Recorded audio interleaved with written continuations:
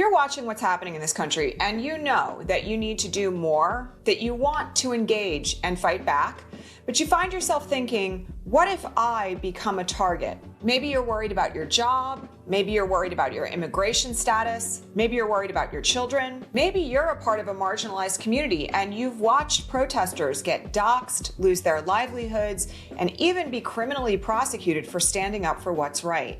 Every day, the headlines seem to emphasize the following: if you speak up, you could pay an enormous personal price. And for a lot of people, that fear is enough to keep them on the sidelines. But here's what I want you to understand. Authoritarian movements want you to believe that you only have two choices. You can either stay silent or you can become a target. But I'm here to tell you that that's a false choice because there is a third path. Some of the most effective activists I know don't have significant social media followings. They don't live stream the protests that they attend. They certainly don't post photographs from their organizing meetings. And most people have absolutely no idea that they're doing this work. And yet, they're protecting immigrants, they're organizing voters, they're fighting for abortion access, they're building resilient communities, and they're making a huge difference every single day. They're practicing what we call stealth activism.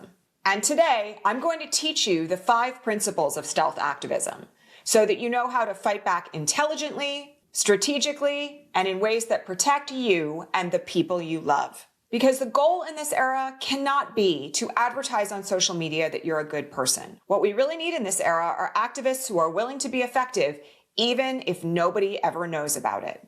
If you're new here, my name is Elizabeth Cronise McLaughlin. I'm a lifelong activist, a former human rights lawyer, and for the last 15 years, I've worked with change agents who are here to make as big an impact as possible for the greater good. If you've been looking for your place in this moment, one that's aligned with your skills, your values, and your comfort level, I want to invite you to apply for a complimentary consulting call with our team at the Ripple Effect Institute. We'll talk about where you are, what kind of impact you want to have, and help you identify the next best steps for you. The link to apply is below.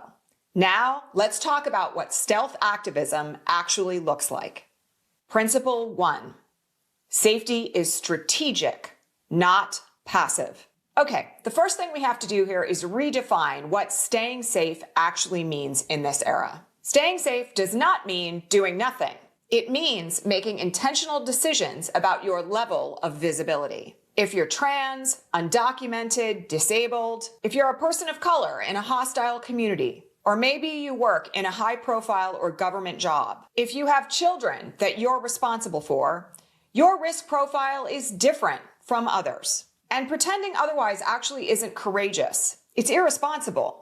One of the biggest mistakes I see in this era is people assuming that everyone has to participate in fighting fascism in exactly the same way. That is simply not true. And inside the Ripple Effect Institute, we teach something called the Activism Risk Ladder. We've actually done a whole video on that, which you can watch on the upper right-hand corner and which I'll also link below. The idea behind the Activism Risk Ladder, though, is simple. There are dozens of ways that you can contribute right now to help to keep people safe and to save lives. Some of them are highly public. Some are almost entirely private. And there is no hierarchy among any of them. They're simply appropriate to different levels of risk. And to be clear, your job is not to climb someone else's activism risk ladder. Your job is simply to find the place where you can contribute consistently and sustainably. Principle 2, build trust before you build strategy. One of the safest things that you can do for yourself and also for your community is build relationships of trust before you ever need them. Movements for change are built fundamentally on trust. They're not built on algorithms or hashtags or social media posts. They're built on that face-to-face trust that you can only build in relationship to others. And trust means getting to know people over time, showing up consistently, keeping your commitments, learning who you can rely on to follow through. And for purposes of safety, you also need to learn who will protect your confidentiality, who shares your values. And one of the reasons why this is so important is because authoritarian movements isolate people. And they do it because isolation makes people easier to intimidate. Community, and particularly community relationships of trust, Change that. The stronger your relationships become in your own community, the safer and more effective your activism becomes. And if you're listening to this and you're realizing that what you've actually been missing in your own activism isn't motivation, it's strategy and community, that's exactly why we created the Ripple Effect Institute. You don't have to figure out any of this alone. Apply for a complimentary consulting call at the link below. And let's talk about where your experience, your skills, and your goals could lead you to have the greatest impact. Principle 3, your greatest contribution may never be public. Social media has convinced us that visibility equals impact. I'm here to tell you that it doesn't. Organizations in this era desperately need people behind the scenes. Volunteer coordinators, people who can run an email list, researchers, grant writers, accountants, lawyers, project managers, fundraisers, and of course, everyday volunteers. Artists and creatives, tech support, and database managers all have a role to play in this work. And I want to tell you that if you've spent decades becoming exceptional at something professionally, the movements that are fighting for change right now probably desperately need your expertise. And I also want you to know that some of the most influential activists that I've ever worked with have never stood in front of a podium. They've never been at the front of a massive protest. They've never been interviewed by the media about what they stand for. But they're making everyone else's work possible by the work that they are doing behind the scenes. So one critical thing I want you to realize here is that you should never underestimate the power of being the person that keeps the whole operation running.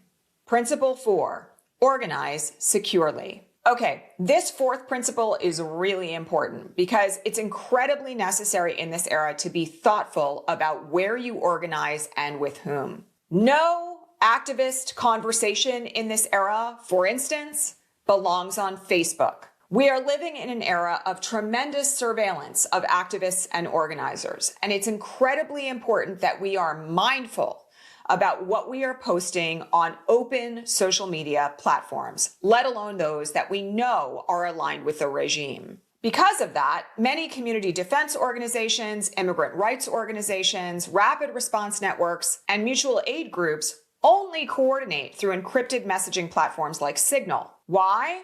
Because working for the safety of vulnerable communities also means protecting the people who serve them. And just to be clear, this doesn't mean operating out of paranoia, but it does mean operating with strong operational security. And this is one reason why the earlier pillars that we've talked about matter so much. You can't have good OPSEC if you don't trust the people that you're working with. And most significantly, the less attention you draw to the sensitive work you're doing to help and protect marginalized people, the easier it is to focus on actually providing that help.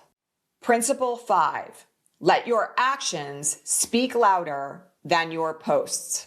Okay, here's the final principle. And this is really important in an era where many of us feel like we have to share everything on social media. In order to be an effective stealth activist, you have to stop announcing everything that you are doing. You don't need to post details of every meeting or the fact that you met up with people for a strategy session or every single protest that you've ever attended. Sometimes the most responsible thing that you can do in this era is simply to do the work. And here you have to ask yourself a very critical question. Am I here to actually create change?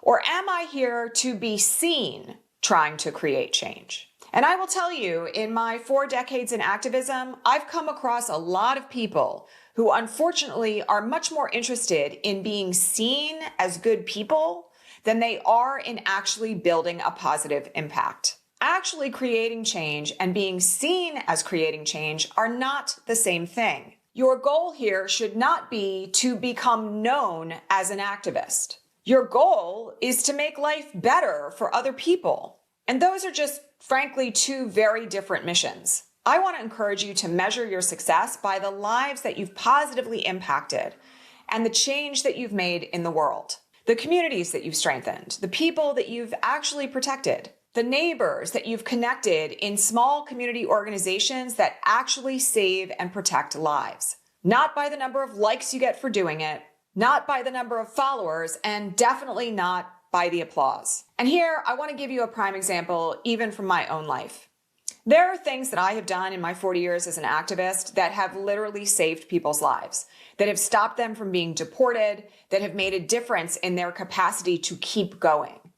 Those are stories that I will never tell publicly, because it would put the people that I've helped in direct harm's way. One of the things that is lacking often these days in the way in which people get involved in activism is a true understanding that we have to center the most needy among us.